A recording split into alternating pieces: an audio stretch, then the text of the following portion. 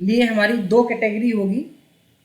एक कैटेगरी में हम लोग if, nested if, mixed if and और का कॉन्सेप्ट समझेंगे, और दूसरे कैटेगरी में हम लोग समझेंगे count if, count ifs, sum if, sum ifs, average if और एवरेज इफ्स। इसके बारे में हम लोग देखेंगे। एक और इम्पॉर्टेंट है इफ एरर।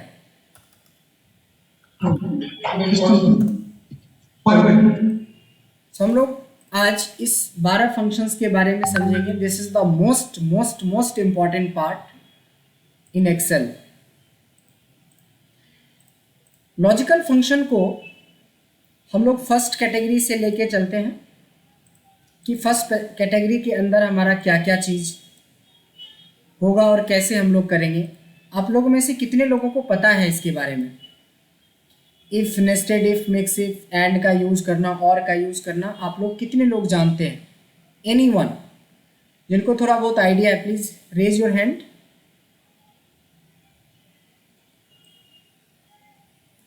नहीं,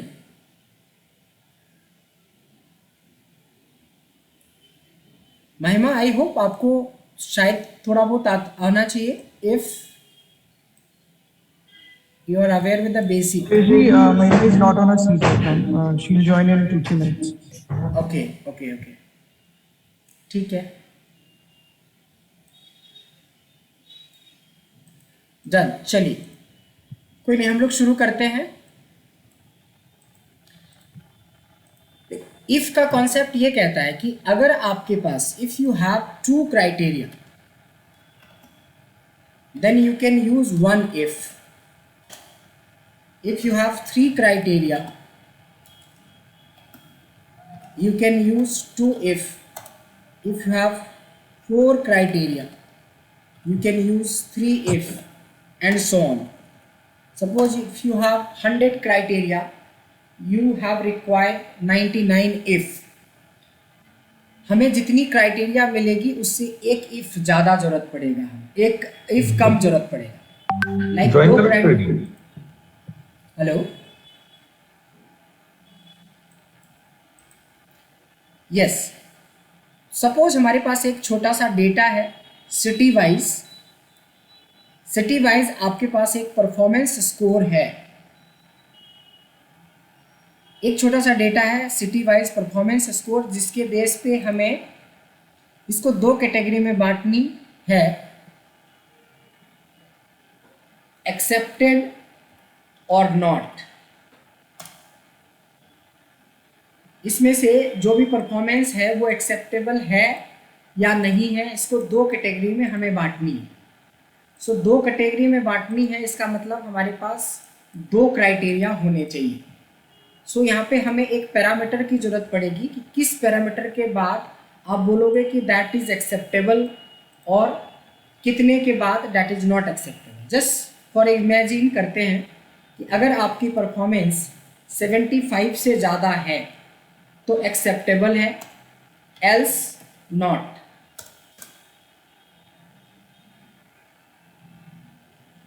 तो एल्स का मतलब क्या हुआ? विच इज लेस देन और इक्वल टू 75,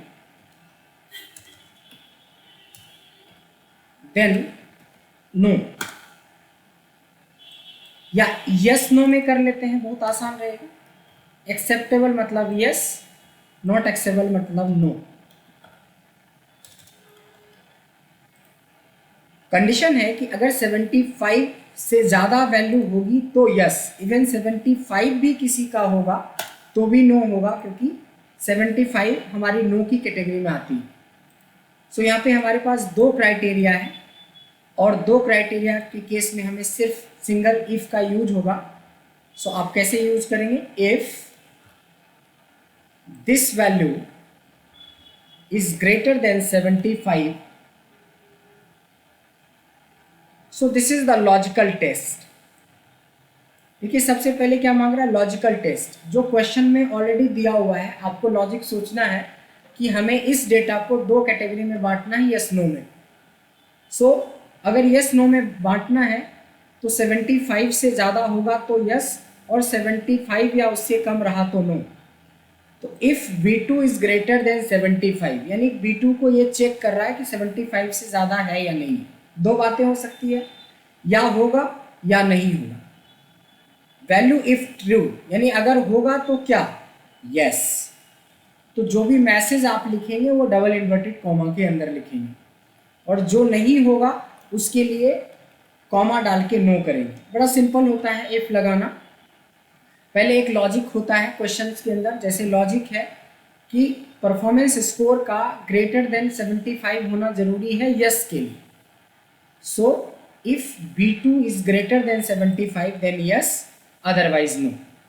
ऐसा करके एंटर करेंगे और ड्रैग करेंगे डेटा को, तो आपके सारे आंसर्स एक बार में निकल के आ गया कि कौन सा यस है और कौन सा नो। किसी को कोई डाउट? आप लोग नो का सर। बड़ा प्रॉब्लम है ना कि बहुत कम से कम यस नो तो बोलेंगे। मैं कंटिन्यू बोलता रहता हूँ, एक बार अनम्यूट करके नो बोलना है, या अगर मैं आपसे पूछूं कि इसका जवाब क्या है तो यस नो में जवाब दिया जाता है।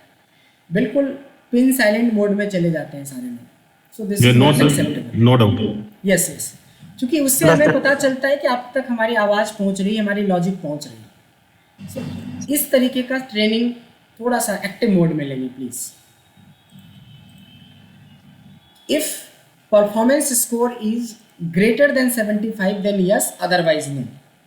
जैसे ये हमारे को समझ में आ गया है तो हम इसके ऊपर एक दूसरा लॉजिक लगा के चेक करेंगे आप लोगों से, जैसे एज के ऊपर। अगर ये एज है, इसको हमें दो कैटेगरी में बांटनी है, greater than equal to 60 then old, else young. तो समझ में आ गया कि 59 तक, जो 1 to 59 होगा वो सारे यंग में आएंगे as per this question. So simple तरीका है, हमें दो ही कैटेगरी मिली है, ओल्ड का और यंग का। एक बार फिर से लगा के देखते हैं। Equals to if this value is greater than or equal to, if there is a equal to in question then you have to apply equal to, otherwise आपको नहीं लगाना अपने मन से। पिछले केस में सिर्फ ग्रेटर देन 75 था तो मैंने इक्वल टू नहीं लगाया, इस केस में है तो लगाना है क्योंकि 60 को इंक्लूड करना है। If this value is greater than और equal to 60 then old, otherwise young.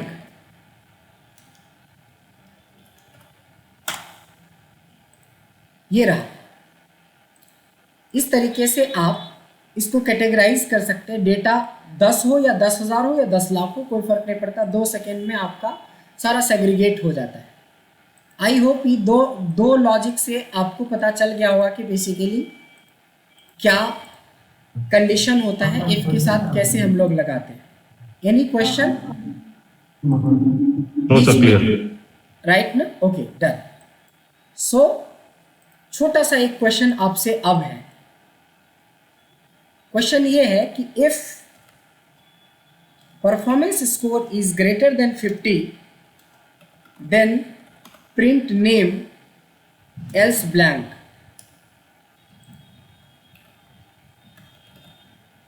मतलब जिनकी भी परफॉर्मेंस स्कोर 50 से ज़्यादा है उसका नाम यहाँ पे चाहिए, अदरवाइज ब्लैंक चाहिए। सो क्वेश्चन इज नेम और blank. So how you can use this?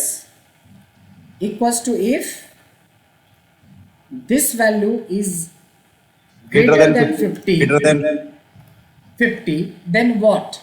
Then you have to choose name. So where is name? So we have to just select name of the city.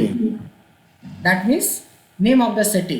So A2, otherwise कभी भी आप जब cell की reference देंगे तो you don't have to put under double quotation, क्योंकि calculation और किसी का रेफरेंस हम डबल कोटेशन के अंदर नहीं रखते। अदरवाइज ब्लैंक का मतलब ये नहीं होता है कि ब्लैंक लिखेंगे, ब्लैंक का मतलब होता है double quotation start, double quotation close, this is called blank. So यहाँ पे सिटी का नाम आ गया, अदरवाइज ब्लैंक हो गया।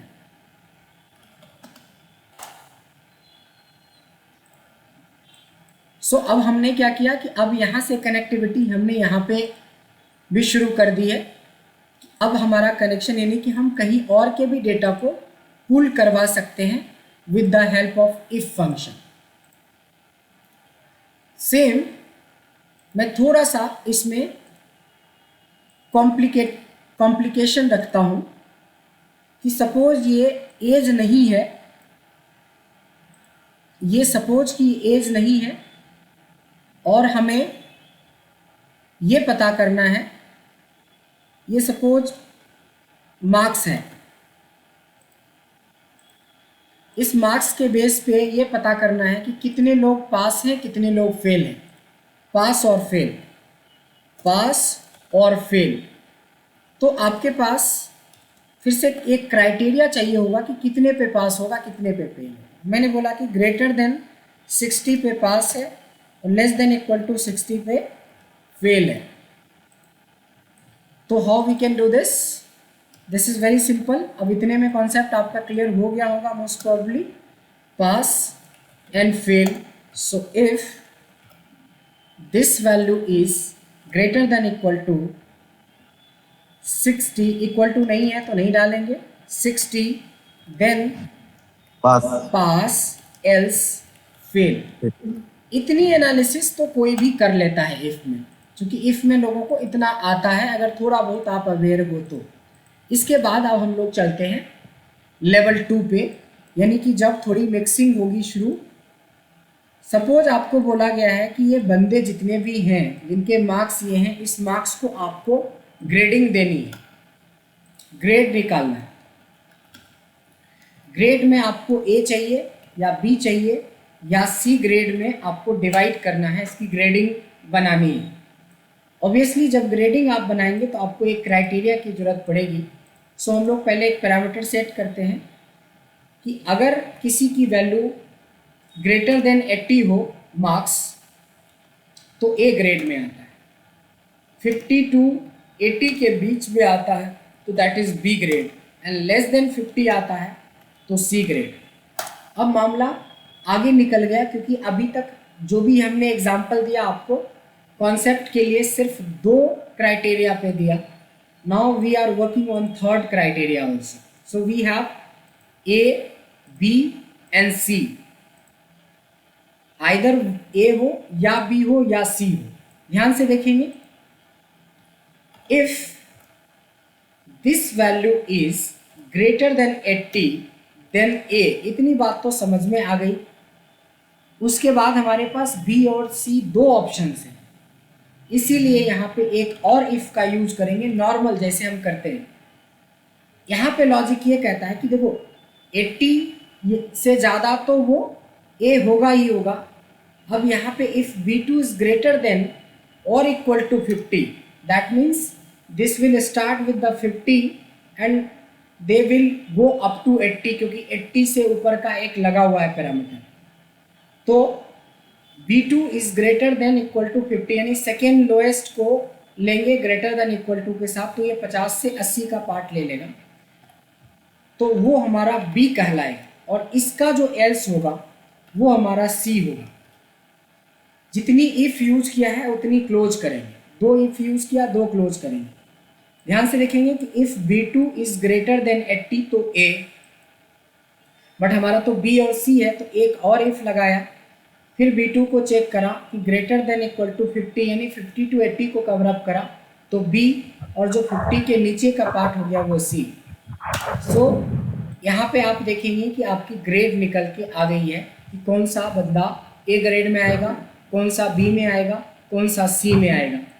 एक एग्जांपल मैं चाहूँगा कि आप बताएं, परफॉर्मेंस के स्कोर के बेस पे आपको वेरी गुड, गुड या ओके में डिवाइड करना है। इसको वेरी गुड, गुड और ओके में डिवाइड करना है। क्राइटेरिया है कि ग्रेटर देन 90 होगा तो वेरी गुड, 60 90 है तो जस्ट गुड, और लेस देन 60 है then we can go for okay. So we have 3 criteria here and we have to find कि ये सारे जो लोग हैं इनको कितने लोगों को वेरी गुड मिलेगा, कितने को गुड मिलेगा और कितने को, ऐसी लिस्टिंग करनी है, ऐसा एक स्टेटस आपको क्रिएट करना है। अब आप लोग में से कोई एक है जो आप ट्राई करना चाहेंगे? डीजीएफटी ऑफिस कहाँ से निकल जाते हैं? DGFT office, DGFT.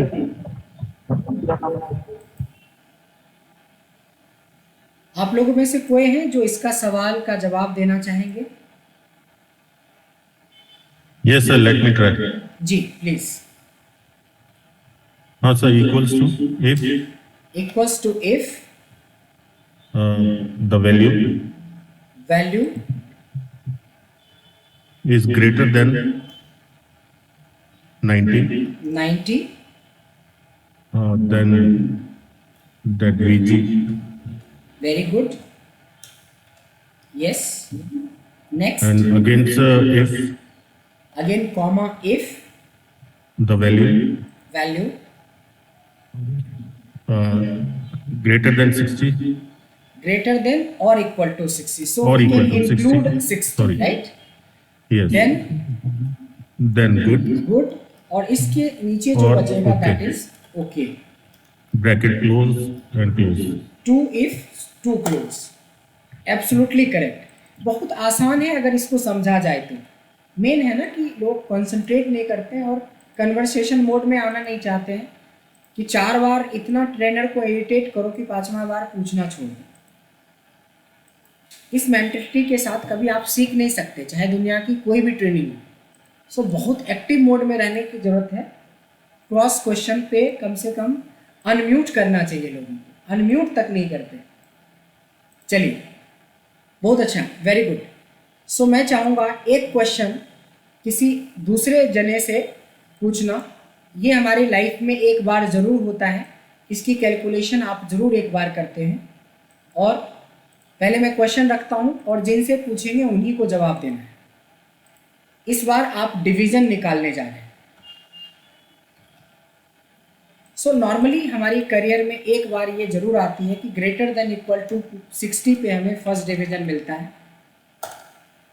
45 टू 59 यानी 59.9 भी रख लें, इतने में हमें सेकेंड डिवीज़न मिलता है। 33 से लेके 44.9 तक भी रहेगा तभी पर सिर्फ पास मिलता है। अगर आप 33 से भी बिलो हैं तो फेल मिलता है।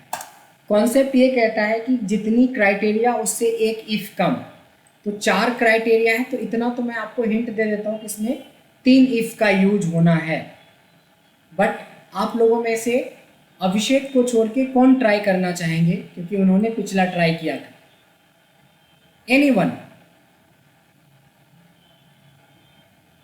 जिनको भी लगता है कि आप कंसंट्रेट करके आप ट्रेनिंग ले रहे हो? Sagar, yes Sagar please. Yes, sir. Is equal to equals to value. Sorry, if value value is greater than equal to 60. Very good, greater than equal to 60, then what? Then first. First, बहुत अच्छा। First, Then again if again if, again value choose value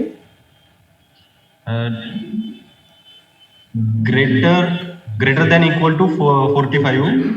very good. Greater than equal to is- 45, automatically ये 45 से पकड़ के 60 59.9 तक चला जाएगा। Then It's a second. Second, yes. Mama, if again if, again in bracket value under bracket value, greater than equal to 33, then it's pass, pass, else else fail. very और good। 3 So you times have bracket close करना पड़ेगा। 3 bracket, you have to close 3 brackets, very good, कमाल, बहुत अच्छा। सो अगर हम लोग को कंसंट्रेशन अगर हमारी ठीक हो तो हम बहुत अच्छे से, अब क्या होता है कि रिलैक्स मोड में चले जाते हैं लोग। ऑनलाइन क्लास में थोड़ी सी ये फ़ायदा है क्लास लेने वाले को कि भाई ज्वाइन कर लो और चले जाओ घूमने। ऑफलाइन में ये फ़ायदा नुकसान होता है कि आप Sir, कहीं जा नहीं what- सकते। Can I say one thing here? या please. Yeah, if you alter the numbers in the column B, right, then just I want to see how it will happen, whether the second will be appear or not. If you just alter the number, Definitely. If I just down the value up to like 35. So this is showing first now. After just entering C, everything is changed now as per Yeah. value. So everything is dynamic. If you put here 90, so automatically value comes under first. If you If put you- here 50 or 12 or 15, anything, automatically that will appear here. Okay, thank you so much. Thank you. Yeah, Got it. great. That's great. So एक दो जने भी थोड़ा active mode में रहते हैं तो लगता है कि मैं किसी को पढ़ा रहा हूँ अदरवाइज लगता है कि मैं रिकॉर्डिंग कर रहा हूँ very nice. So now come to next question. इस बार जो क्वेश्चन होगा, पहले तो हम लोग पहले चीज़ों को सीखेंगे कि अभी तक जो हमने कवर अप किया है उसमें से क्या कवर अप किया है. हमने बात करा था इफ़ नेस्टेड इफ़ की. आपने इफ़ और नेस्टेड इफ़ कवर अप कर लिया. मतलब कोई नेस्टेड इफ़ नाम का कोई फंक्शन नहीं होता है. Like if you are thinking NESTEDIF करेंगे, ऐसा कुछ होता ही नहीं है. So what is called nested if? If you are entering if under if, so that is called nested if. That is called nested if. If plus if जितने भी अभी हमने 3-4 एग्जाम्पल देखा, so that is called nested if. Single if को if बोलते हैं, if के अंदर if बोलते हैं, इसको nested फॉर्मूला भी बोलते हैं, nested if फॉर्मूला भी बोलते हैं.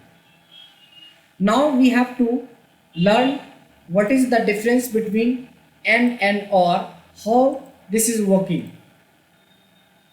So same, we have a data with performance score, with their age and their performance skill is their work experience. यहाँ पे हमने जो डेटा रखा है वो हमने 18 से लेके 60 के बीच में रखा है डेटा को एज के अंदर. वर्क एक्सपीरियंस को हमने रखा है 1 to 100 मंथ के रूप में. सो this is in month. Work experience in month. इस तरह का एक डेटा है आपके पास जिसमें एज भी है, वर्क एक्सपीरियंस भी है और परफॉर्मेंस स्कोर भी. क्वेश्चन है कि आपको प्रमोशन तभी मिलेगी जब आप 3 क्राइटेरिया में से तीनों क्राइटेरिया को फुलफिल करोगे. We are talking about and. 3 criteria क्या है कि आपकी प्रमोशन की जो क्राइटेरिया बनाई गई है, that is PS should be greater than 80,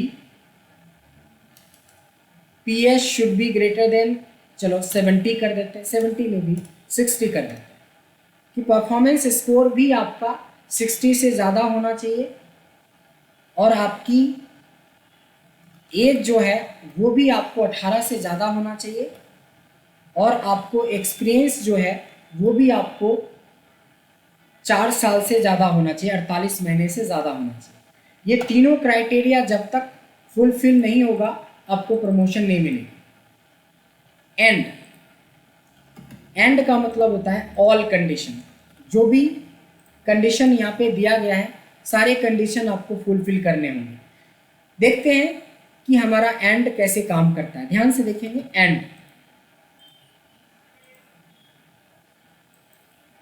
and simple. आप जब एंड लगाएंगे तो सबसे पहले ये लॉजिक 1 पूछेगा. तो लॉजिक 1 में वही लॉजिक देना है जो हमें क्वेश्चन में बोला गया है कि performance should be greater then 60. ठीक है, पहली लॉजिक खत्म हो गया. अब ये एंड के बाद होता है and logic 2, age should be greater than 18। ठीक है, 2 क्राइटेरिया सॉल्व हो गया। तीसरा, work experience greater than 48 month. हमने जब एंड लगाया इसमें 3 लॉजिक दिया, मिनिमम इसमें 2 लॉजिक लगता है और मैक्सिमम आप 255 लॉजिक्स तक लगा सकते हो। सो मैंने एक स्टैंडर्ड में 3-4 में ही ज़्यादातर आपकी जो प्रोफेशनल यूज होता है उसमें 3-4 इफ में आपका काम चल जाता है, 3-4 एंड में काम चल जाता है।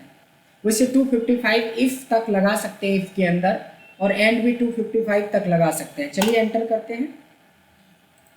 अब देखते हैं कि किसको किसको प्रमोशन मिला है। अगर हम इसका नाम भी बदल दें, यहाँ से नेम में मैं थोड़ा चेंज कर देता हूँ। ऑलरेडी आप अवेयर हैं कि ये डेटा कहाँ से आ रहा है, इस तरह का नाम कहाँ से आ रहा है।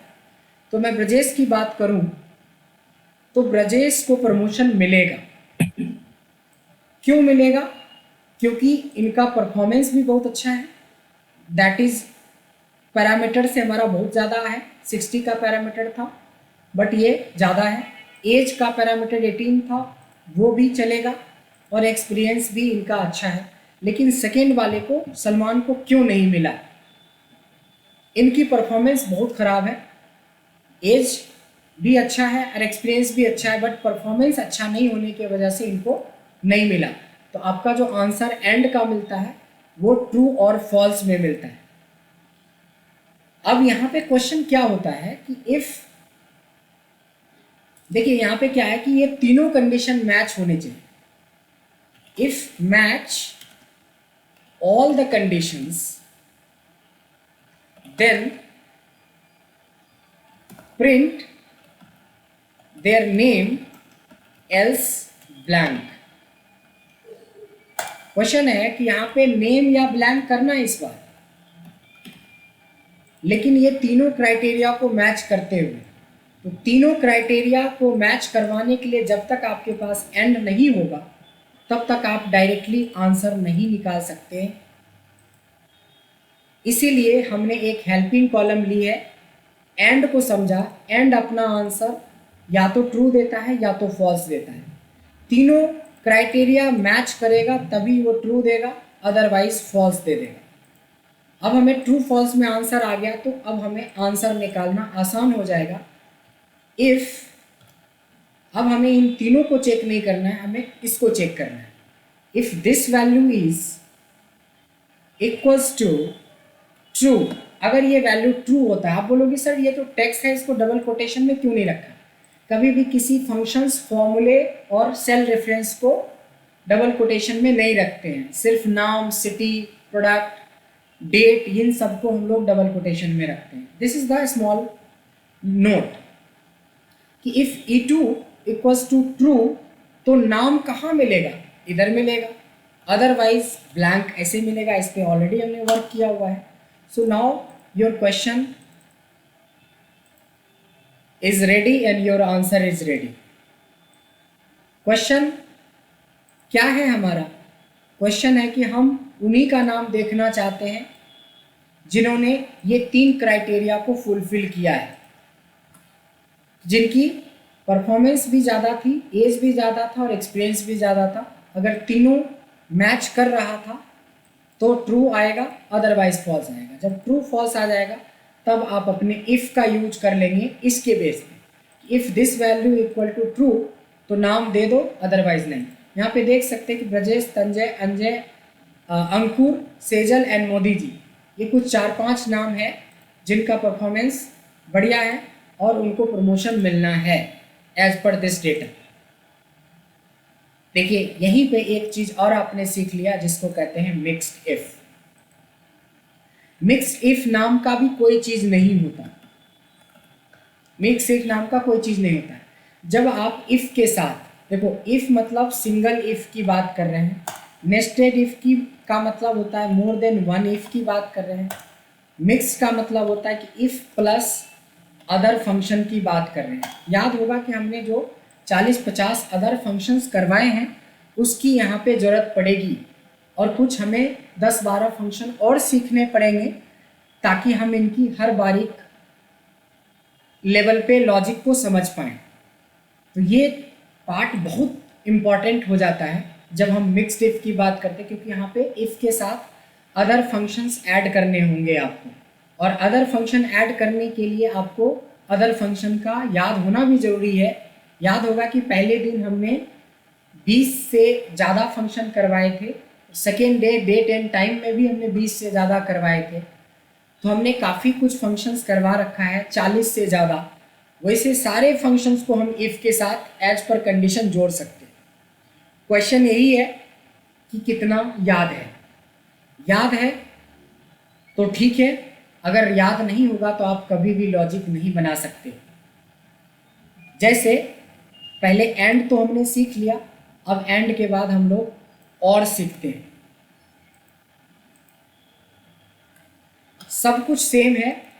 इस बार बॉस ने डिसाइड किया कि कोई भी एक, एंड मतलब होता है ऑल और का मतलब होता है एनी, कि तीन में से कोई भी एक कंडीशन अगर आपको फुलफिल हो जाता है तो आपको प्रमोशन मिल जाएगा।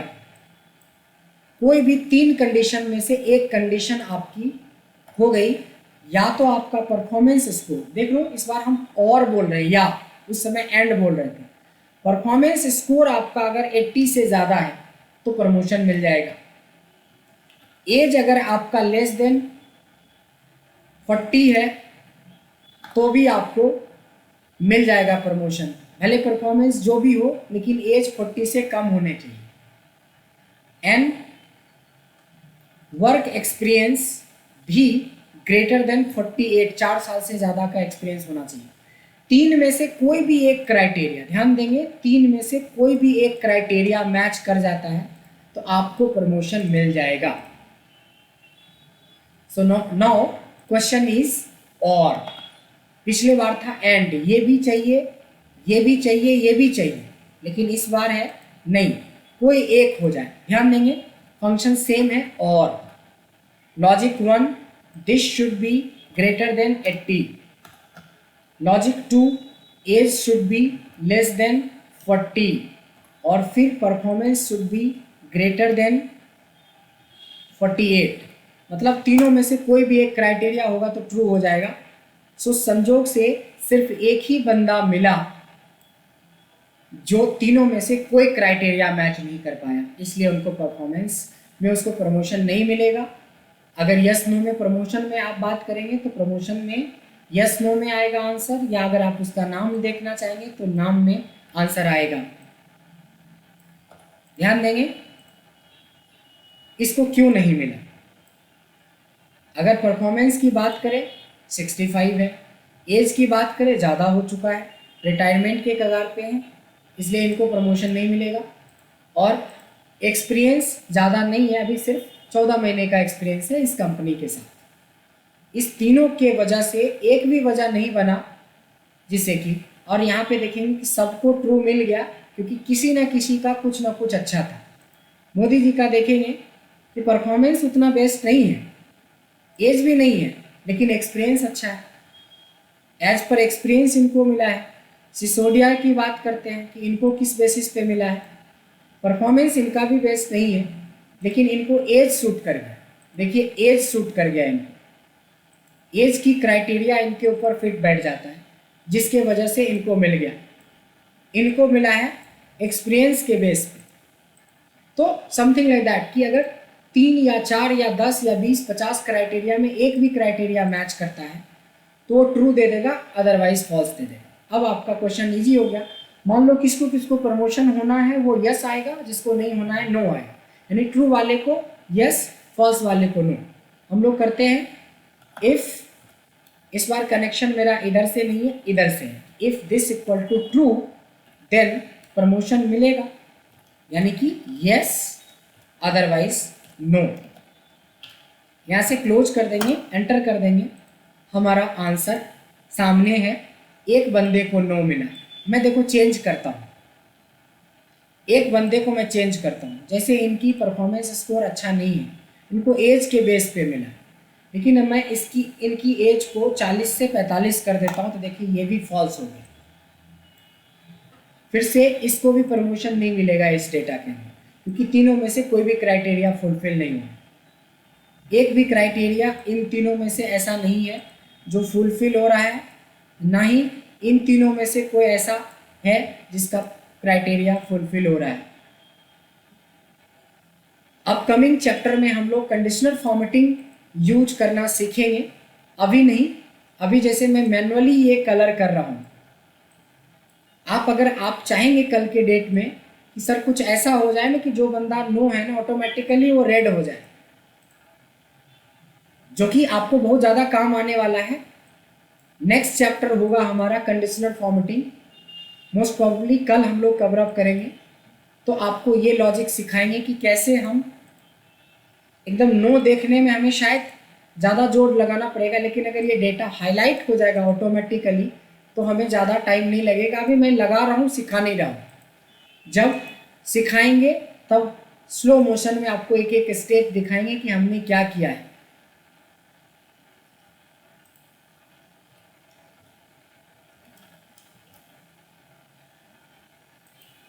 अभी सिर्फ आपको दिखा रहा हूँ कि आने वाले चैप्टर में मैं इसके बारे में डिस्कस करने वाला हूँ, ऑटोमेटिकली आप कैसे डेटा को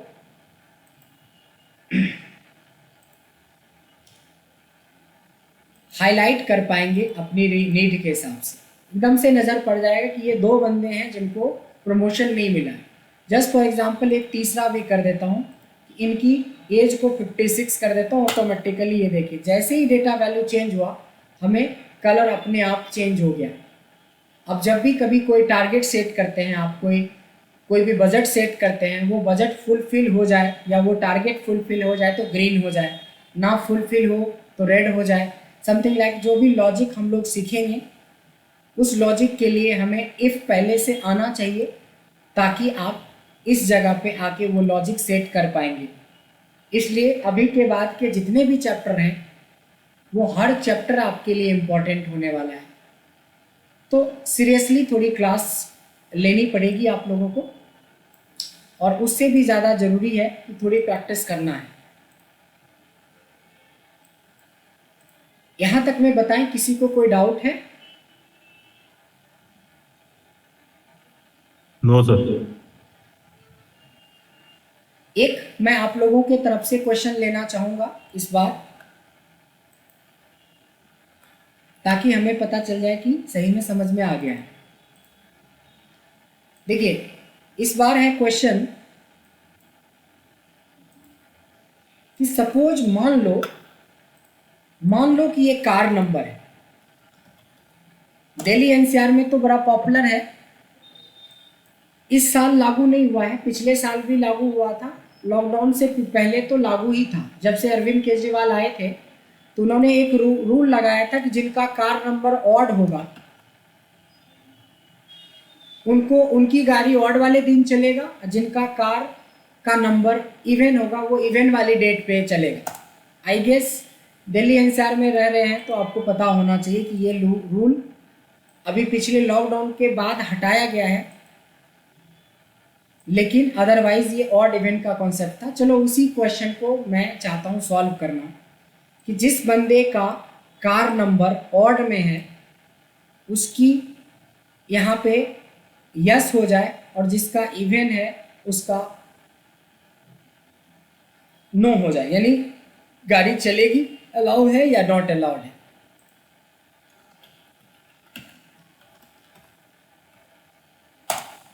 कोई ट्राई कर सकते हैं कि कैसे बनेगा ये? मैं हिंट में दे देता हूं कि इफ तो एक लगेगा प्लस एक और फंक्शन लगेगा, क्योंकि ये मिक्स्ड इफ का क्वेश्चन है। जब तक आपको इन दोनों के बारे में लॉजिक नहीं समझ में आएगा तब तक आपको इफ भी पता होना चाहिए और कोई एक और फंक्शन होगा वो भी पता होना चाहिए, तभी आप ऐसे क्वेश्चन सॉल्व कर पाएंगे। आप लोगों में से कोई भी हैं जो इसका आंसर दे सकते हैं? मैं समझता हूं कि आप लोग सब लोग आंसर दे सकते थे अगर आपने मेरी पहली क्लास को नहीं सेकेंड वाली क्लास की रिवीजन करी होगी तो।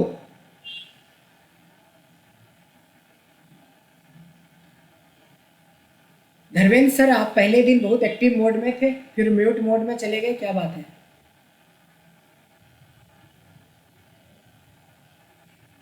बताएं, इसका आंसर बताएं।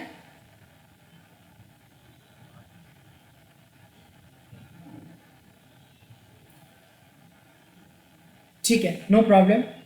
याद होगा कि मैंने आपको डे सेकेंड पे 6 फंक्शंस पढ़ाए थे। अब वो फंक्शन की जरूरत अब पड़ेगी। एक पढ़ाया था इज नंबर, एक पढ़ाया था is text, is odd, is even, is error और इज ब्लैंक, जिसमें सिंपली मैंने बताया था कि कोई वैल्यू है हमारे पास और मैं चेक करूंगा इज नंबर से कि क्या ये नंबर है। अगर नंबर है तो ट्रू आएगा, नहीं तो फॉल्स आएगा। इज टैक्स, अगर टैक्स होगा तो ट्रू आएगा, नहीं तो फॉल्स आएगा।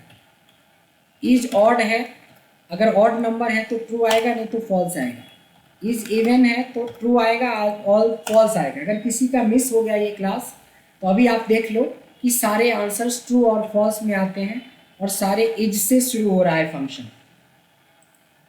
तो देखिए 6 फंक्शन हमने 1 मिनट में पढ़ लिया। अब आपको लॉजिक पता चल गया होगा कि इसमें कौन सा लॉजिक लगने वाला है। यहाँ पे लगने वाला है लॉजिक इज ऑड का। कैसे? अगर हम इसको इज ऑड से चेक करवा लें कि भाई ये ट्रू है या फॉल्स है, इसके बाद तो अलाउड और नॉट अलाउड तो हम कर ही सकते हैं इफ से। इसलिए खाली इफ सीखने से भी काम नहीं चलेगा। ये आईना दिखाने वाला टॉपिक होता है इफ, कि अगर बेसिक को आप बेसिक समझ के छोड़ देंगे तो फिर एडवांस कभी सीख भी नहीं सकते आप। देखिए कितना इजी था। If this value equals to true then allowed else not. कुछ भी, जो भी मैसेज आपको चाहिए उसके हिसाब से ले सकते हैं। आई होप क्लियर हो गया होगा। धर्मेंद्र जी क्लियर है? आपकी आवाज नहीं आ रही है। आई गेस माइक इशू है आपका, शायद इसलिए आवाज नहीं आ रहा है। महिमा क्लियर है? महिमा आप सीट पे हो? Yes sir. जी, आपको क्लियर है ये क्या है? एक छोटा सा क्वेश्चन आप ही से है, इसी पे है, बिल्कुल इसी पे क्वेश्चन है, सेम क्वेश्चन है।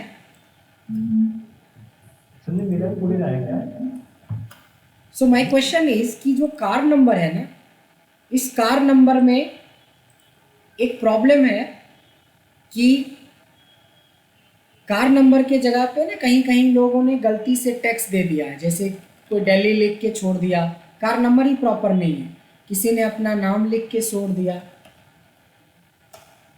और किसी ने हमें कुछ और भी डाल के छोड़ दिया, जैसे क्वेश्चन मार्क डाल के छोड़ दिया, कुछ ऐसा डेटा मिल गया गलती से, मतलब ये डेटा रॉन्ग है बाय डिफॉल्ट। सो हमें कैसे पता करेंगे कि कितने डेटा इसमें से रॉन्ग हैं हमारे? How to find how many numbers of data which is not relevant? Same sir is text का यूज करके। इफ टेक्स्ट नहीं होता sir, is text. Yes is text. So my question is कि जो छोटा सा फंक्शन है ना, ये बड़ी कमाल का फंक्शन है। इफ से आप हजारों लॉजिक तैयार कर सकते हो, इफ और छोटे फंक्शन को जोड़ के। तो आप इज टेक्स्ट अगर कर देंगे तो आपको आंसर मिल जाएगा। इज टेक्स्ट करेंगे तो ये क्या देगा? फॉल्स दे देगा, और जहाँ जहाँ पे टेक्स्ट है वहाँ वहाँ ट्रू दे देगा।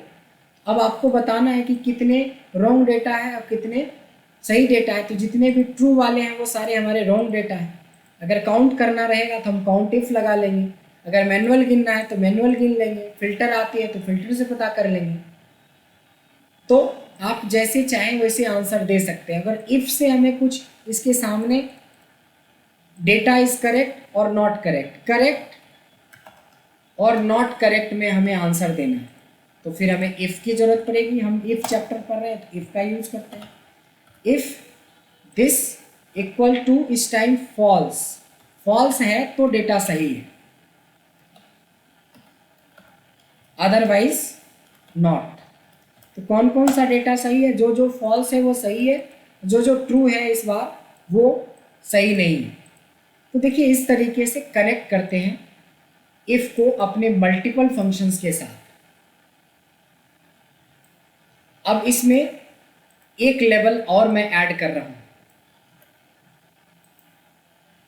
ये देखेंगे। इस लेवल पे ऐड करने से पहले मैं 3 फंक्शन अभी हमने नहीं किया है, बट मैं ये आपको करवाना चाहूँगा। ये 3 फंक्शन आप समझ लें पहले, ये 3 फंक्शन क्या क्या है। एक फंक्शन का नाम होता है लेफ्ट, एक का नाम होता है राइट, एक का बिड होता है। 3 ऐसे फंक्शन हैं जिसकी इफ के साथ मिक्सिंग के टाइम में बहुत ज़्यादा ज़रूरत पड़ने वाला है। समझते हैं इसका लॉजिक। जैसे मैंने लिखा मिस्टर राज कुमार, तो सिंपली समझना है कि लेफ्ट मतलब होता है लेफ्ट से, राइट मतलब होता है राइट से, और मिड मतलब होता है कहीं से। समझेंगे लेफ्ट का फंक्शन का यूज। लेफ्ट कर लो आप और इस डेटा को सेलेक्ट कर लो और क्लोज कर दो ब्रैकेट को, तो आपको लेफ्ट मोस्ट लेटर मिल जाता है। राइट क्लिक कर लो, राइट फंक्शन लगाओ, राइट मोस्ट लेटर इसका आर है, MARR, तो राइट मोस्ट लेटर मिल जाएगा। लेकिन लेफ्ट में आप एक से ज़्यादा कैरेक्टर को भी उठा सकते हो। तो लेफ्ट में अगर एक से ज़्यादा कैरेक्टर को उठाना तो कॉमा डाल के नंबर ऑफ कैरेक्टर डालना पड़ता है। जैसे मेरे को मिस्टर उठाना है तो मिस्टर में 2 कैरेक्टर हैं तो मैं 2 डालूंगा, तो देखिए मिस्टर उठ गया। हमें कुमार निकालना है तो कुमार हमारे डेटा के राइट साइड में है, तो राइट फंक्शन यूज होगा और इसमें नंबर ऑफ कैरेक्टर 5 यूज होंगे। अब आती है मिड की बारी। मिड थोड़ा कॉम्प्लिकेटेड है, कॉम्प्लिकेटेड थोड़ा सा, ज़्यादा नहीं। मिड टेक्स्ट लेने के बाद यहाँ पे 2 पैरामीटर आपको पास करवाना पड़ता है। पहला होता है कि सपोज मेरे को राज निकालना है, तो स्टार्ट नंबर यानी राज कहाँ से स्टार्ट हो रहा है, तो आप लेफ्ट की तरफ से काउंट करोगे। मिस्टर का MR 2, एक स्पेस 3, चौथे नंबर पे R शुरू हो रहा है, तो this is called start number. Comma number of characters, तो इसमें कितने कैरेक्टर हैं राज के लिए, तो 3, तो ये राज निकल के आ गया। सबको समझ में आ गया?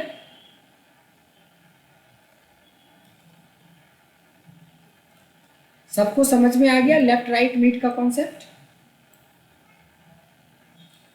जो नहीं बोलेंगे ना, आप उनसे जरूर क्वेश्चन पूछेंगे। बोल बोल।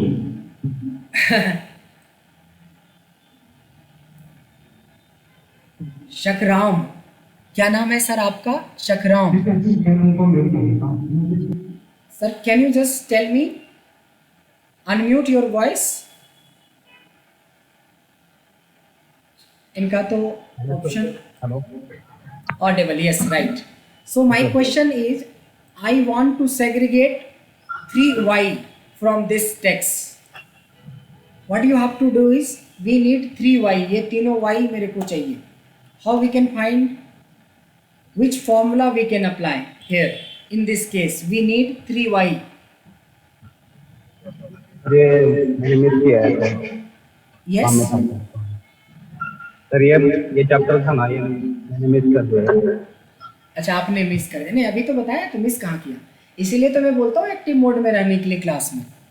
मिस करने वाली तो बात ही नहीं थी सर, अभी अभी करवाया है जस्ट लेफ्ट राइट में। एक्टिव बाद में हम आपका ये वीडियो देखते हैं थोड़ा। चलिए, no problem no problem no problem. Pradeep sir आप बताएं।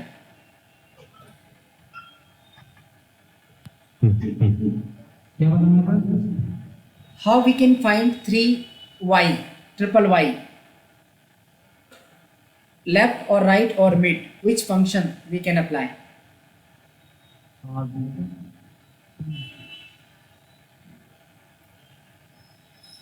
चलो एक और जने से पूछते हैं। रजत, फर्स्ट टाइम मैं आपसे पूछ रहा हूँ। Rajat, can you tell me the answer, how we can find the 3y with one of this function? देखो यही है कंसंट्रेशन लेवल। इसीलिए बोलते सर अपना बेड यूज कर लीजिए sir. Ji Sir, mid. mid, right? So we have to use mid, then Bracket 1, 2, 3, 4. नहीं sir, direct 4 नहीं लेंगे, we have to select text. Text करना ठीक है. है, हमें सिंटैक्स को फॉलो करना है, we have to follow the syntax. तो टेक्स्ट के बाद 4. Start number is 4, very good, 4, and then number yeah. Of character is 3। Number, yes. Great. So this way we can find out the result.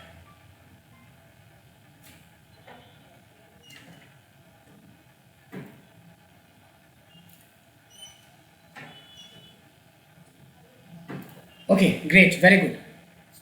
होता क्या है कि गलती सही होती रहती है, बट ट्रेनिंग में आप एक एक्टिव मोड में लोगे ना तो एक अलग होता है, एक बटरिंग वाला ट्रेनिंग अलग होता है। कुछ लोगों को क्या है कि सिर्फ बस ट्रेनिंग देना है और लेना है, तो मैं ना तो ऐसा ट्रेनर हूँ कि बटरिंग खाली करते रहेंगे, और ना आपको मैं सजेस्ट करूँगा कि आप उस मोड में रहें कि बस आके ज्वाइन कर लिया बस, और हमें कोई मतलब नहीं है कि 2 घंटे क्या हुआ है, क्योंकि फाइनली आप 2 घंटे कंपनी का बर्बाद कर रहे हो। तो कंपनी के कम से कम कुछ स्किल तो डेवलप हो। जैसे हमारे डायरेक्टर सर एक दिन विजिट किया था उन्होंने, शायद सेकेंड सेशन में, क्या नाम था डायरेक्टर सर का? आदित्य। तो उन्होंने 5 मिनट के लिए ज्वाइन किया था और उन्होंने अपना फीडबैक दिया था कि ऐसे नहीं ऐसे। सर मैं 20,000 स्टूडेंट पढ़ा चुका, हमें पता है कि आपको ट्रेन कैसे करना है। अगर मैं सिर्फ आगे बिना पूछते हुए बढ़ जाऊं तो कोई भी पढ़ना नहीं चाहेगा। तो कुछ चीज़ें होती हैं ना जो हमें अपने हिसाब से चलना होता है। तो आदित्य सर ने जो बोला वो चीज़ें ऑलरेडी हम लोग कर रहे थे कि सर पूछो और बढ़ो, बट जो लोग जवाब नहीं देते हैं उनको एक्टिव मोड में लाना भी तो ज़रूरी है, क्योंकि फाइनली आप कंपनी का 2 घंटे ख़राब कर रहे हो। इस टाइम में जो ट्रेनिंग चल रही है, ट्रेनिंग अलग पे कर रही है, आप उस टाइम में वो अपना काम नहीं कर रहे हो, वो अलग लॉस हो रहा है। तो एटलीस्ट इस टाइम में इतना फ्रूटफुल हो कि आपके काम में कल के डेट में कम से कम 2 घंटे 1 घंटे रोज़ बचा सकें इस ट्रेनिंग के बाद। ये मकसद होता है ट्रेनिंग का। सो लेफ्ट राइट और मिड, तो लेफ्ट राइट और मिड इस तरीके से काम करते हैं हम लोग। सर एक बार क्लिक कर लीजिए sir. Hello, mister and Kumar पे एक बार क्लिक कीजिए ऊपर। मिस्टर में सर हमने क्या किया है, लेफ्ट फंक्शन का यूज किया है और नंबर ऑफ कैरेक्टर मांगा है इन्होंने, तो 2 हमने किया है। 2 हो गए। अगर yes, हम sir. लोग राइट की बात करें तो चूंकि ये राइट मोस्ट में से 5 कैरेक्टर को ये राइट की तरफ से काउंट करेगा, तो 1 2 3 4 5, तो हमें कुमार वापस मिल जाता है। लेफ्ट मीन्स लेफ्ट की तरफ से, राइट मीन्स राइट की तरफ से, और मिड मतलब कहीं से भी हो सकता है कि आपको सिर्फ KUM निकालना है, तो कभी भी आप राइट से नहीं निकाल सकते KUM, इसके लिए आपको मिड में आना पड़ेगा। So this is the text, then you have to find out the number of character की कहाँ से स्टार्ट हो रहा है। तो मिस्टर का 2, राज का 3, 5, एक स्पेस इधर, 6 एक स्पेस ये 7, 8वें नंबर से आपका शुरू हो रहा है और आपको KUM निकालना है, तो that is 3। So this is the answer. तो हमें कॉन्सेप्ट को समझना होता है और बार बार क्रॉस क्वेश्चन करना होता है, तब जाके आपको एंड ऑफ द डे 18 घंटे 20 घंटे की ट्रेनिंग के बाद हमें तब पता चलता है कि मैं आराम से 2-3 घंटे बचा सकता हूँ टाइम। वो तो डे 1 से जो मैंने इंट्रोडक्शन दिया उसी समय से आप अपना, अगर आपने इम्प्लीमेंटेशन शुरू करी होगी तो घंटे 1 घंटे तो बचना शुरू हो गया होगा। बट ओवरऑल मोटो होता है कि कम से कम 1-1.5 घंटे 2 घंटे आप रोज़ बचा सकें। कभी आप पाइवट यूज करके बचाएं, कभी आप काउंट इफ यूज करके बचाएं, कभी आप इफ यूज करके बचाएं, बट आपको टाइम बचेगा, तभी बचेगा जब आपके पास लॉजिक होगी। एक और क्वेश्चन है जो मैं इस लॉजिक के बेस पे मैं पूछ रहा हूँ, बड़ा इंटरेस्टिंग क्वेश्चन है, मतलब आपको भी मजा आएगा ये क्वेश्चन करने में। मेरा क्वेश्चन ये है, if name starts with A, then print name else blank। हमें वैसे ही बंदे का नाम यहाँ पे चाहिए जिनका नाम A से शुरू हो रहा है, और नहीं चाहिए मेरे को किसी का। ऐसे केस में हमें किसकी जरूरत पड़ेगी? थोड़ा सा गेस करें, अभी हमने तुरंत पढ़ाया था।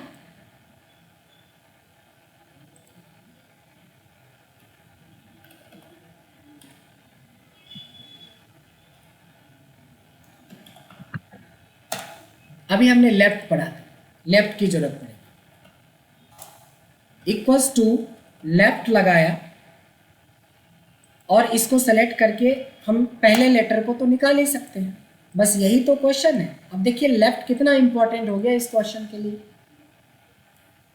मैंने पूछा था कि if name starts with A then print name else blank.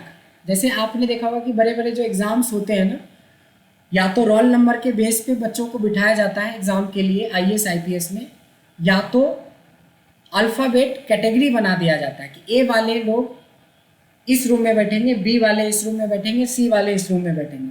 So like this. तो हमें तो लेफ्ट से पहला लेटर निकल गया, अब हमें नाम की जरूरत है। तो इफ इसको चेक करेंगे कि ये अगर किसके बराबर हो, ए के बराबर हो, तो नाम इधर है, नहीं तो ब्लैंक ऐसे लिखते हैं। सो आपका आंसर आपके सामने है। So how if is how much important, ये आप तब समझ पाओगे जब आप इसको अप्लाई करना शुरू करेंगे अपने मेन डेटा के साथ।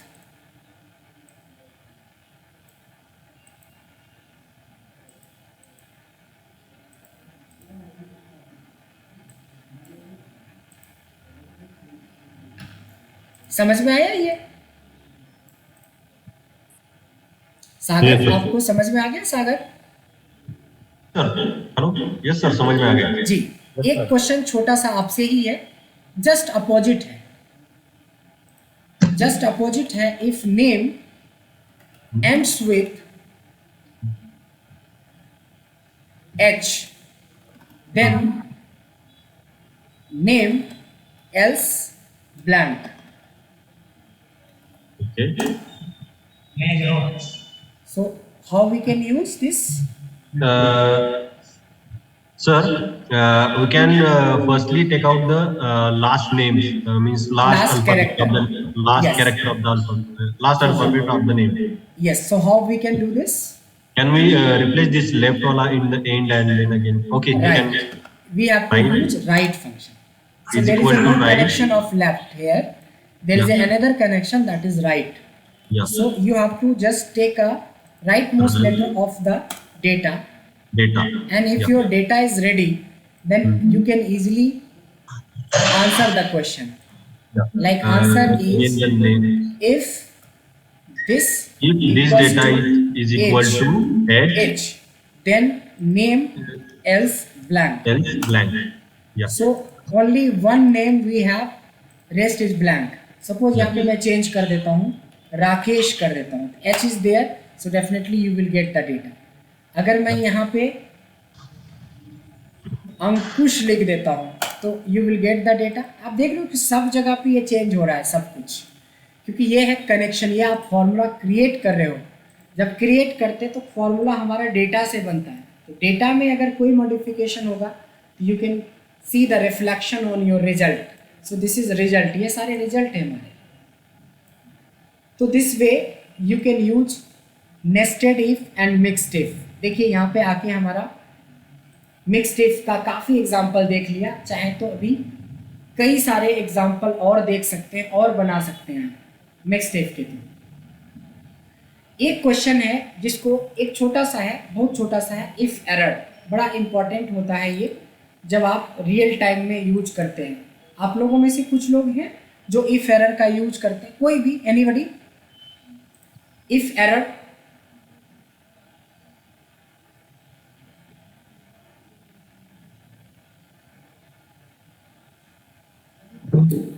चलिए इफ एरर को समझ लेते हैं एक बार। अगर हमारे पास कुछ नेम है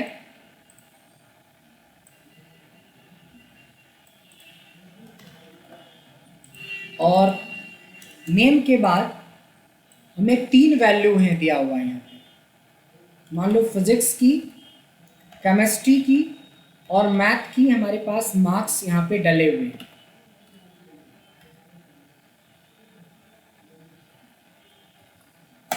ऐसा कुछ मार्क्स डला हुआ है। बट कुछ डेटा के अंदर प्रॉब्लम है। ध्यान देंगे कि डेटा के अंदर क्या प्रॉब्लम है कि कोई बच्चा अब्सेंट है तो ए लगा दिया, किसी की रिपोर्ट पेंडिंग है तो पी लगा दिया। ये पेंडिंग वाला है, प्रेजेंट वाला नहीं है। ये अब्सेंट वाला है।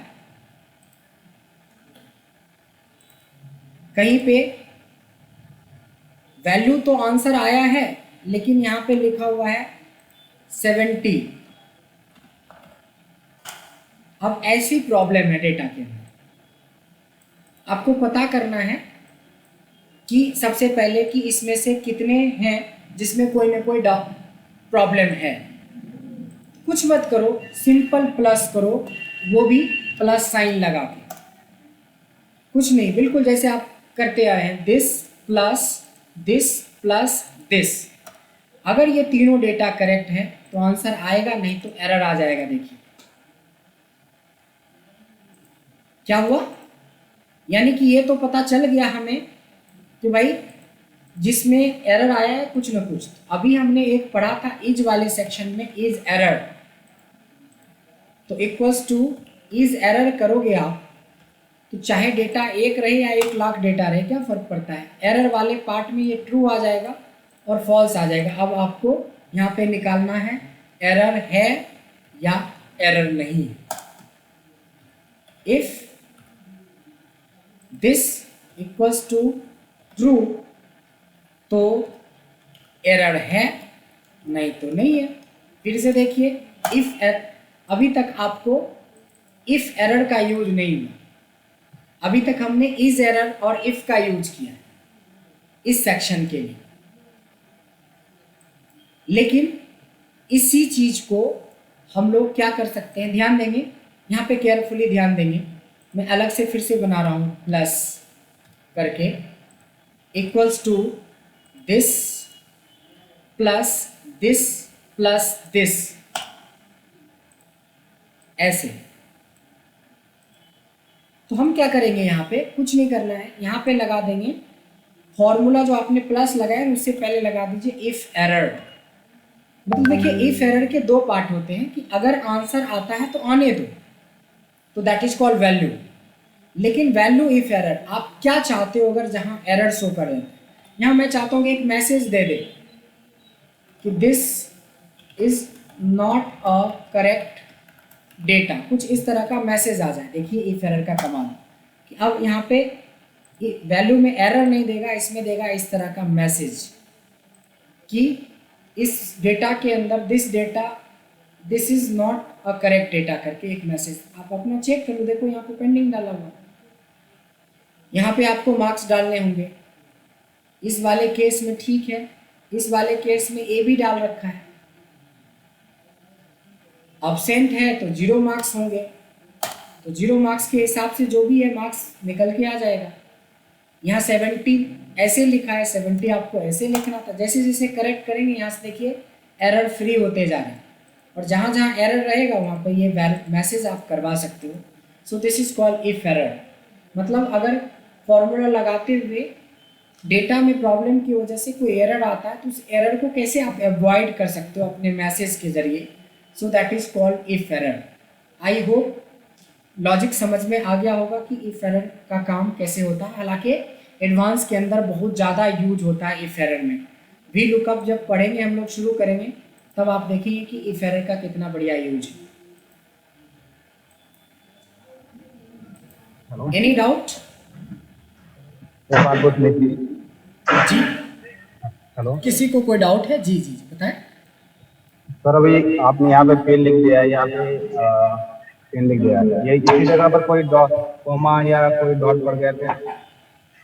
क्या चीज़, कहाँ पे सर, कहाँ पे? आनंद के आगे लाइन है रो में और रो नंबर 4।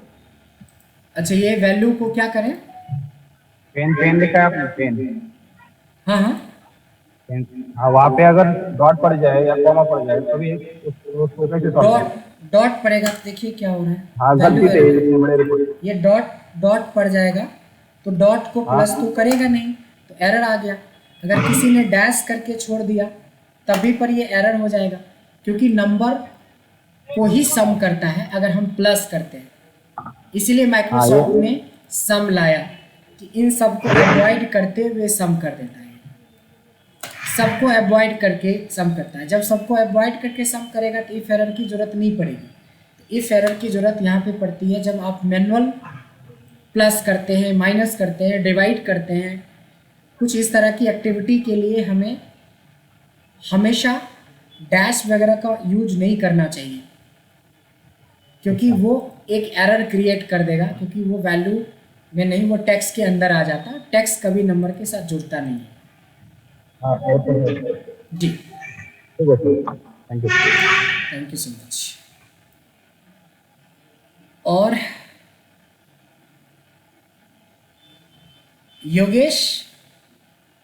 योगेश आप बताएं, सब चीज क्लियर है? Yes sir. अगर कोई भी डाउट है तो आप पूछ सकते हैं, क्योंकि इफ वाली लॉजिक आप जितना चाहें उतना बना सकते हैं। जितना हमारे पास बेसिक फंक्शंस रहेगा और जितनी आपके पास लॉजिक सोच सकते हो, आप लॉजिक बनाते जा सकते हो। इसमें इसकी कोई लिमिट नहीं है। तो अगर पाइवट टेबल का जैसे आपने असाइनमेंट्स बनाया है, वैसे ही मैं कुछ असाइनमेंट्स इसमें भी दूंगा। उस असाइनमेंट्स को हम लोगों को बनाना है ताकि आपको एक आइडिया लगे कि हम कहाँ कहाँ डेप्थ तक जा सकते हैं इफ को लेके। अब हम लोग एक 5-10 मिनट्स का ब्रेक लेंगे, उसके बाद लॉजिकल का सेकेंड पार्ट स्टार्ट करेंगे, जिसमें हम लोग count if, sum if, average ifs के बारे में बात करेंगे। फिलहाल के लिए आप लोग अपने आप को रिफ्रेश कर लें क्विकली 10 मिनट्स के अंदर।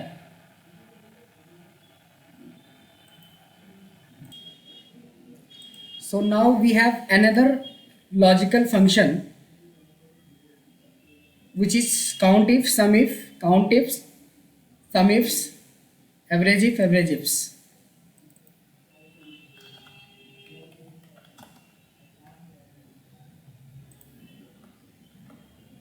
Suppose we have a data containing name,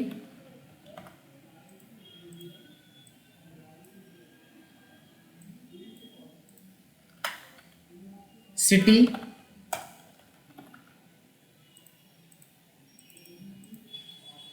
product,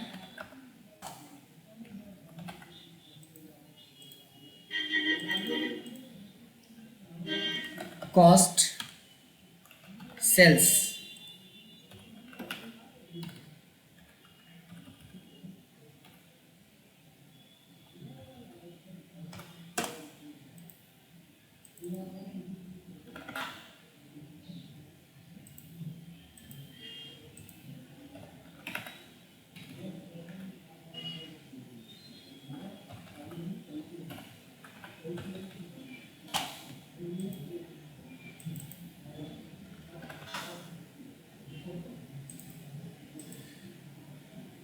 So we have another logical function here.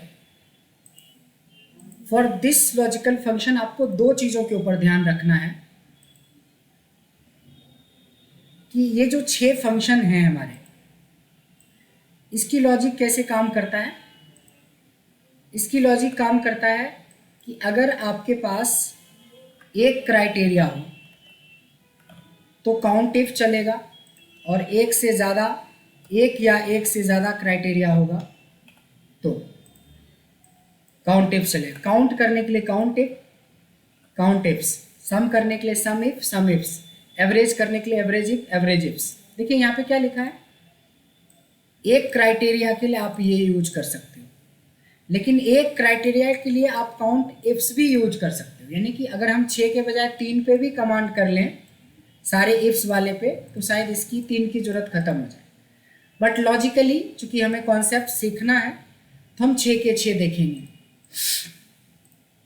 सबसे पहले देखेंगे इसमें जो लॉजिक हमारा बनता है वो बनता है रेंज कॉमा क्राइटेरिया।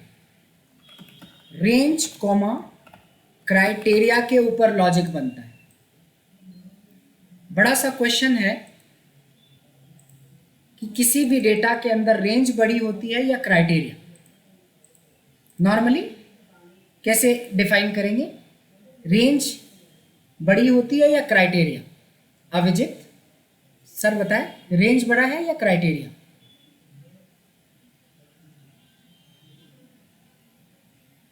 अभिषेक सर, रेंज या क्राइटेरिया बड़ा कौन सा है? तो रेंज।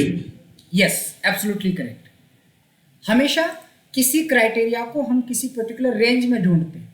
जस्ट फॉर एग्जांपल, मैं अगर बोलूं कि ब्रजेश इस डेटा में कितनी बार है, तो Brajesh is a criteria and you have to find this in name range. तो नेम एक रेंज है, तो ब्रजेश एक क्राइटेरिया है। सिटी एक रेंज है, तो मुंबई एक क्राइटेरिया है। प्रोडक्ट एक रेंज है, तो ओप्पो एक क्राइटेरिया है। कॉस्ट एक रेंज है, तो मैंने बोला 3000 से कम, 3000 से ज़्यादा, इतने से इतने के बीच में। सेल्स सेम न्यूमेरिकल वाला। तो इतनी तो समझ में आ गई है कि रेंज में हम अपने क्राइटेरिया को ढूंढते हैं। एकदम सिंपल सा एक क्वेश्चन है, छोटा सा। काउंट नंबर ऑफ नेम या names if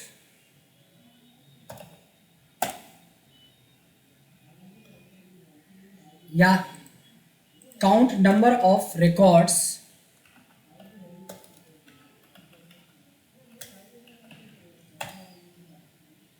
if name equals to Brajesh.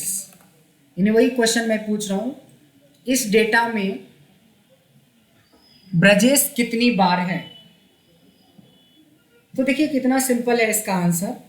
Simply आपको लगाना इक्वल टू काउंट इफ।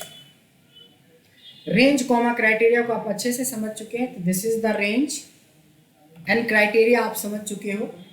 तो सेकेंड क्राइटेरिया हमारा क्या है? ब्रजेश। तो ब्रजेश इसको सेलेक्ट कर लेंगे और हमारा आंसर आ जाएगा कि इस डेटा में ब्रजेश कितनी बार है। सेकेंड क्वेश्चन है कि मैं अगर पूछूं कि इसमें दिल्ली कितनी बारी है, city equals to Delhi equals to count if range is city and criteria is Delhi. Either you can click on Delhi or you can write Delhi under double quotation. ये दोनों ऑप्शन है आपके पास। या तो आप जैसे यहाँ आपने क्लिक कर दिया था क्राइटेरिया को, तो क्लिक कर सकते हो, या आप अपनी क्राइटेरिया को लिख सकते हो। तो इस डेटा के हिसाब से दिल्ली 24 टाइम्स है। अब आगे के क्वेश्चन आपके लिए।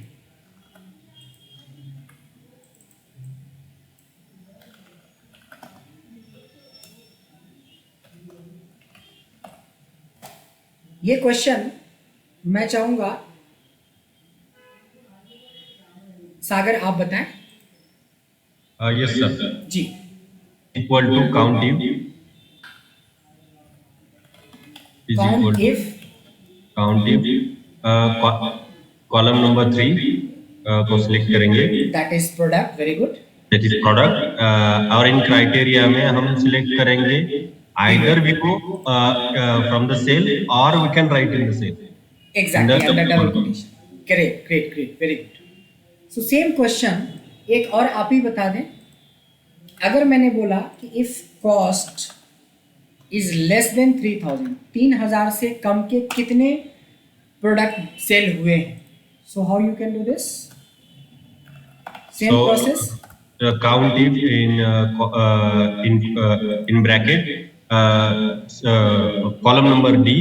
Yes. And we can say that cost is less than 3000 लिखेंगे हम। जी जी। Less than। तो यहाँ पे जब भी कभी लेस देन और ग्रेटर देन की बात आएगी तो that is all under double quotation. ये ऐसा हमने लिख लिया, आंसर इज रेडी। सेम किसी ने हमसे पूछ लिया कि ग्रेटर देन सेल्स जो है आपकी which is greater than 5000, sales आपके ग्रेटर देन 5000 होने चाहिए।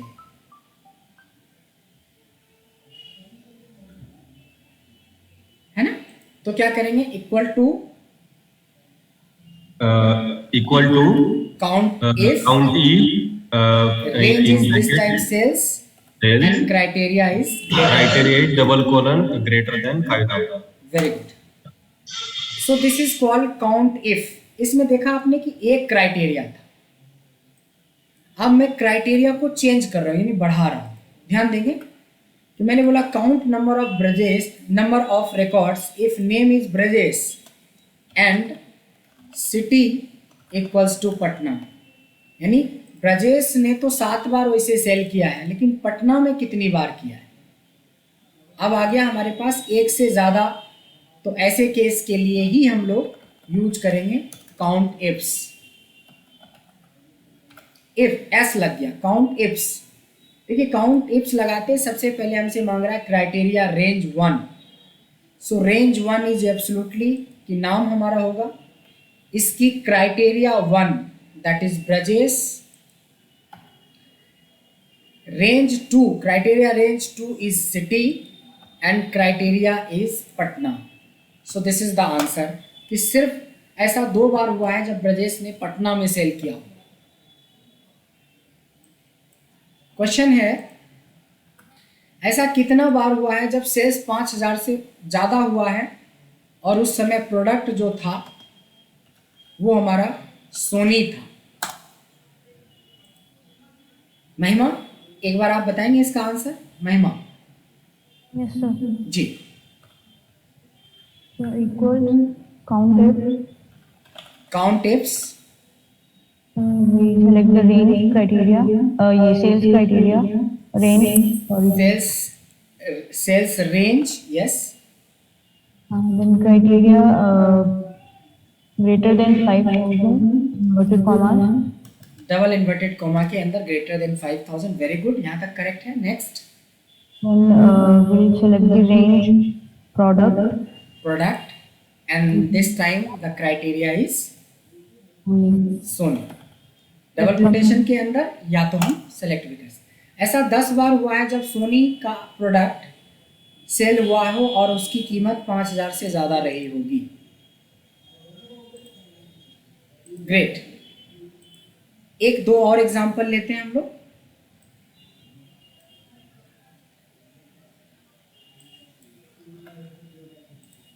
इस बार पता करना है कि ऐसे कितने सेल्स हुए हैं जो 3,000 से कम हुआ है और वो दिल्ली में हुआ है। City equals to Delhi. So how we can find the result. Mahima once again आप ही को बताना है। count count if ifs, yes, count ifs. select the range cost, cost double inverted commas, less than 3,000, very good, then we'll select the range city, comma select this city range, okay, inverted commas, inverted comma के अंदर दिल्ली और you have to click on Delhi, yes. So this is called concept of count if. Count if समझ में आ गया सबको। अब आते हैं इसमें हम इसी क्वेश्चन को सम इफ पे लेते हैं। सम इफ या सम इफ्स, काउंट इफ या काउंट इफ्स।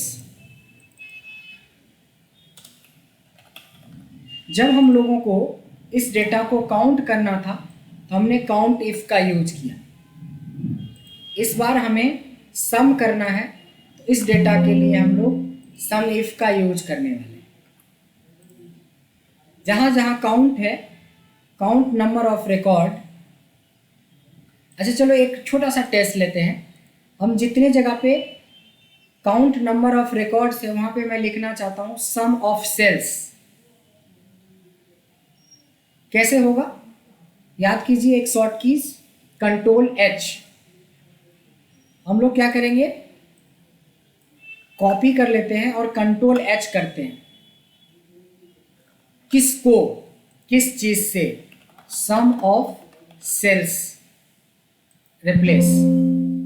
देखिए यहाँ पे हमें कंट्रोल F और कंट्रोल H का भी यूज आ गया। क्वेश्चन है सम ऑफ सेल्स, सेल्स को सम करना है किसका, जिसका नाम ब्रजेश है। यानी कि ब्रजेश ने जब भी सेल किया हुआ तो कोई एक अमाउंट रहा होगा, कोई न्यूमेरिकल वैल्यू रही होगी, उस न्यूमेरिकल वैल्यू का हमें सम चाहिए। एक देखते हैं कैसे होता है।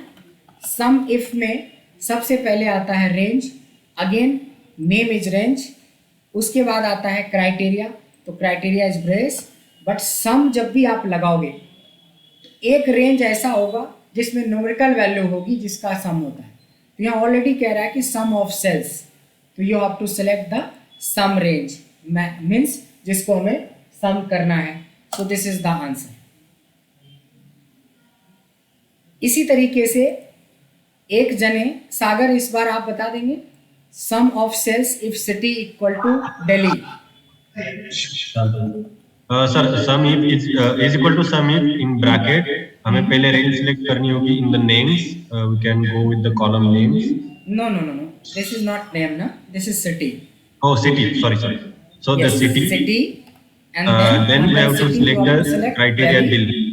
And the you have third to one, sum the range of cells. Cells. So we have to select the cells and Exactly, very good.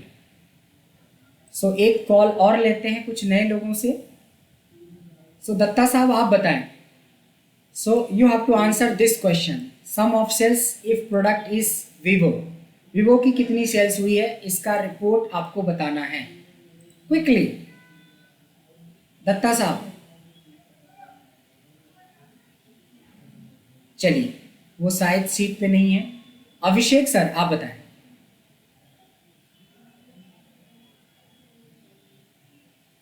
Abhijit sir आप बताएं। जी आपकी आवाज। जी जी हेलो, जी आइए फिर सिलेक्ट करके सबसे पहले सम इफ देन अपना column C, then column C, column C is the range, criteria is Vivo, and criteria is product is Vivo, sales. sales. Very good. थोड़ा ध्यान से बताना है। Sum of cost if cost is less than 3000। इस बार जो answer करना है, इस बार जो आंसर करना है विजय आपको करना है।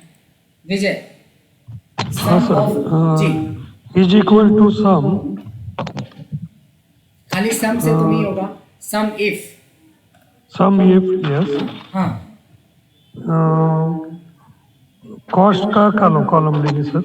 कॉस्ट का कॉलम में लेंगे, एब्सोल्युटली करेक्ट है। यस, उसके बाद हम उसको क्राइटेरिया इसी में है, Criteria. डबल कोटेशन के अंदर लेस देन 3000 के लिए हमने 2 स्टेप पूरे कर लिए।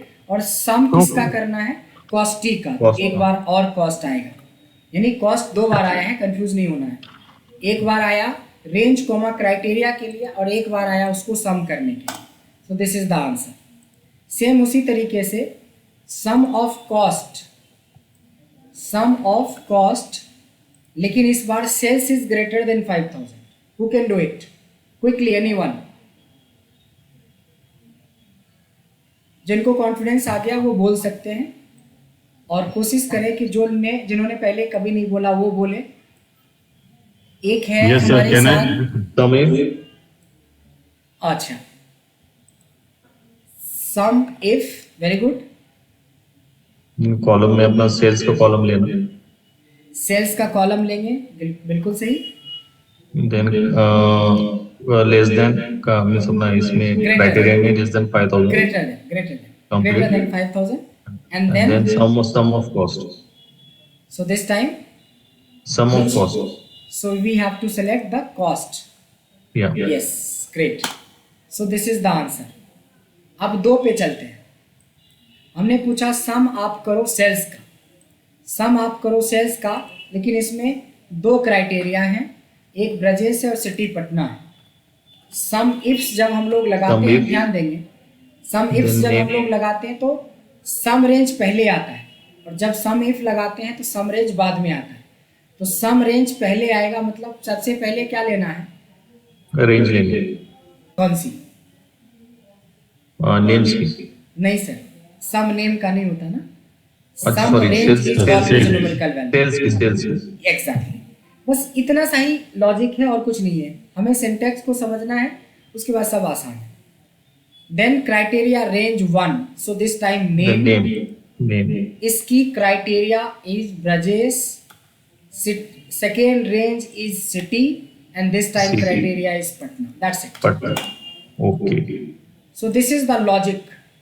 इस लॉजिक के बेस पे हम लोग बहुत अच्छे से क्रिएट कर सकते हैं कितने भी डबल वाले। जैसे एक क्वेश्चन और है कि सम ऑफ आपको कॉस्ट करना है। इस बार सेल की सम नहीं, हमें कॉस्ट की सेल्स करनी है। बट क्राइटेरिया है कि सेल्स 5 से ज़्यादा होना चाहिए, 5000 से ज़्यादा, और प्रोडक्ट सोनी होने चाहिए। सम इफ्स, पहली बात कि एक से ज़्यादा है तो sum ifs. Sum range that is mention in the question कि sum of cost not sales, तो this is the range for sum. Criteria rate 1 is this. Under this, what you have to find? You have to find greater than 5000, and then product is the range, and this time you have to find Sony. अगर सोनी कहीं लिखा मिल गया तो ठीक है, ना तो double quotation के अंदर आंसर रेडी है। सेम उसी तरीके से sum ifs, sum of sales, that means you have to select sum range sales का। Criteria range is cost, cost में ढूंढना है लेस देन 3000। फिर सिटी में जाना है और इसमें ढूंढना है हमें दिल्ली। That's it. बिल्कुल सेम कॉन्सेप्ट पे आपका एवरेज इफ और एवरेज इफ्स चलेगा, बिल्कुल सेम कॉन्सेप्ट पे। 1 मिनट में समझ में आ जाएगा हम लोगों को।